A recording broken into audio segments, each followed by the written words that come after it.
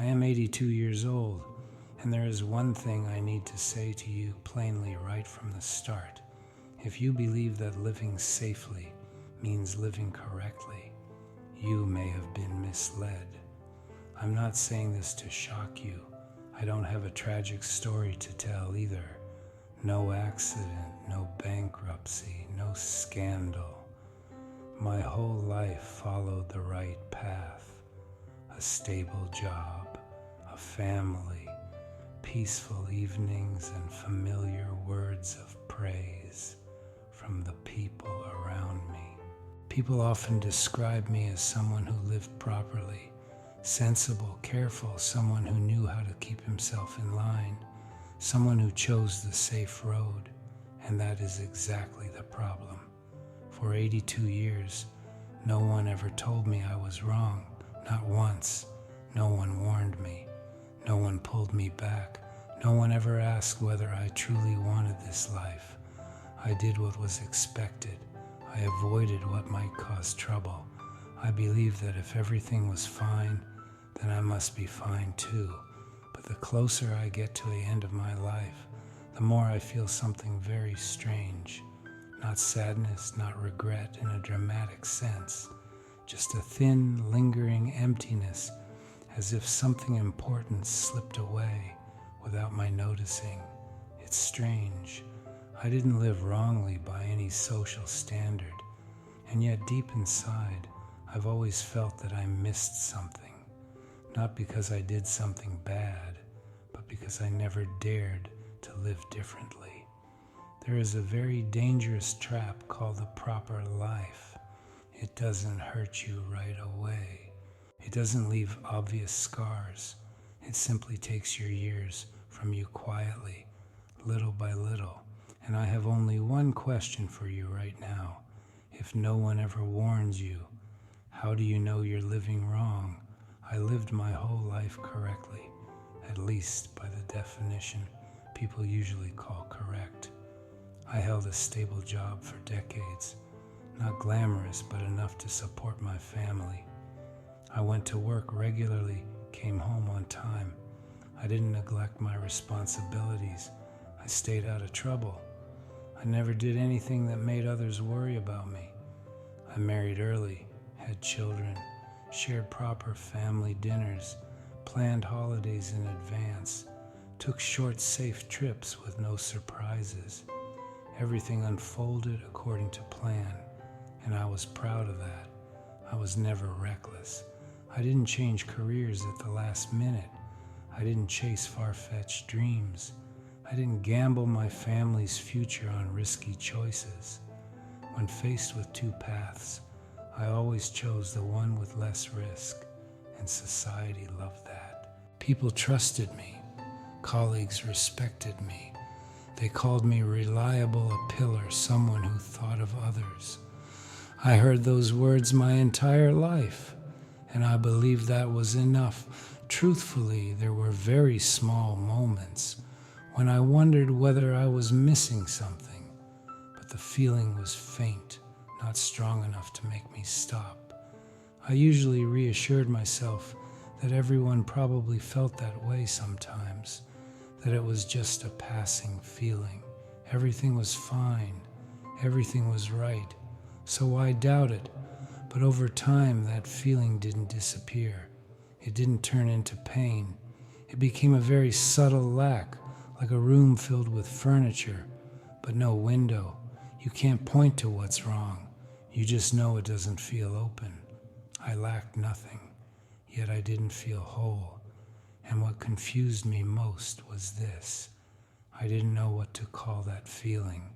If everything was right, why did it still feel like something was missing?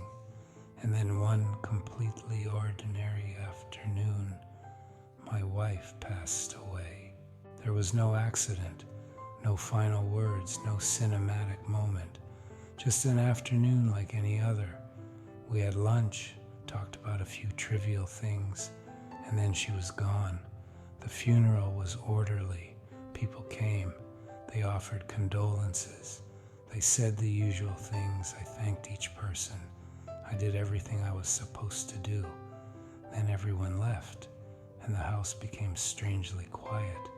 For the first time in many years, I had nothing to be busy with, no schedule, no one to check on, no familiar sounds in the kitchen or the living room, just me and the silence. At first I thought I was grieving, but the longer I sat alone, the more I realized this feeling wasn't only loss, it was deeper and more uncomfortable. I began to look back at my life, not through major milestones, but through the empty spaces, the things I never did, the choices I always avoided, the desires I set aside because I believed they weren't necessary. I realized that I had lived very carefully, but also very cautiously. I fulfilled my roles as a husband, a father, a worker, but I never once asked myself who I truly wanted to become. I didn't lose my wife in that moment. I had lost myself a long time before. It was only when the house became unbearably quiet that I could finally hear that truth clearly. What hurts me most is not that she is gone. It's realizing that throughout my entire life, I never lived for what I truly wanted. And now, all I am left with is that question echoing in a long silence. After everything, I began to understand a truth that is very hard to accept. I wasn't wrong because I did something bad. I didn't hurt anyone. I didn't ruin my life. I didn't make a foolish decision that caused everything to collapse. I was wrong because I never dared to choose. I spent my whole life trying to avoid mistakes, and that became my greatest mistake. People often think mistakes are bad decisions, falls, failures, but now looking back, I see there are two very different kinds of mistakes. Some mistakes hurt you once. You know you chose wrong, you pay the price, and then you learn something. But there is another kind of mistake. It doesn't hurt right away. It doesn't knock you down. It simply stretches on quietly day after day, and by the time you realize it, your entire life has already passed. That is the mistake of doing nothing. I had many small moments like that, times when I wanted to try something different but told myself it wasn't necessary. Fleeting thoughts of change quickly pushed aside because they didn't feel safe. I once wanted to learn something completely new, simply out of curiosity, but I told myself it was too late, that it served no real purpose. I wanted to say very honest things to people who mattered to me, but I held back, afraid of making them uncomfortable, afraid of disrupting the calm I had worked so hard to maintain. I wanted to live more slowly, more lightly, but I kept moving at the same pace because it was familiar, because everyone else lived that way. Those things didn't disappear. They accumulated not into a tragedy, but into a long list of things that never happened. And do you know what hurts the most? No one ever told me I failed. Not once in my life was I called someone who lived wrongly. I wasn't criticized, I wasn't warned, I wasn't stopped. On the contrary, I was praised for living correctly. And that is the most dangerous part. Society never warns you when you live too safely. No alarm goes off when you turn away from what you truly want. No one comes to say you might be trading your entire life just to keep everything stable.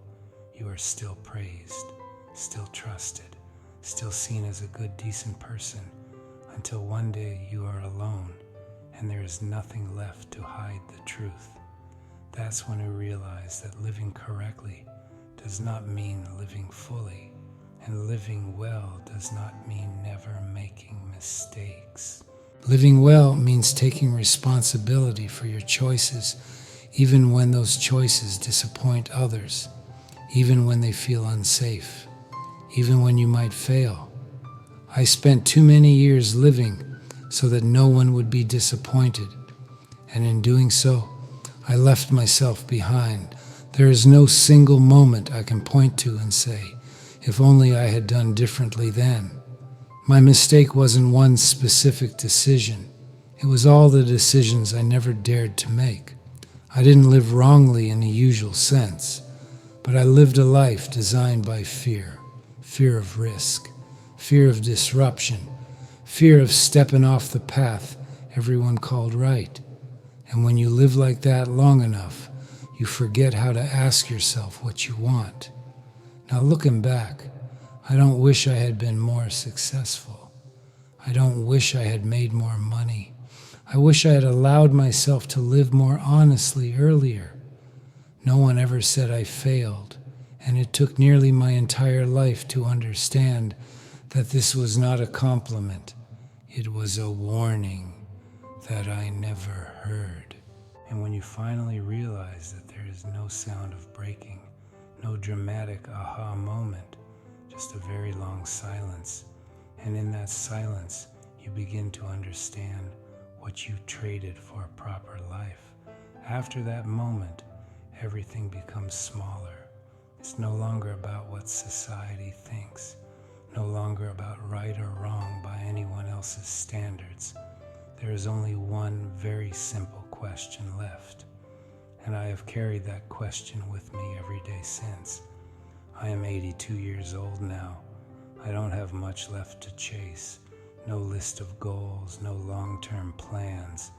The time ahead of me is far shorter than the road behind me, and strangely, I'm not afraid of that. I don't need to be remembered. I don't need my name held up as an example.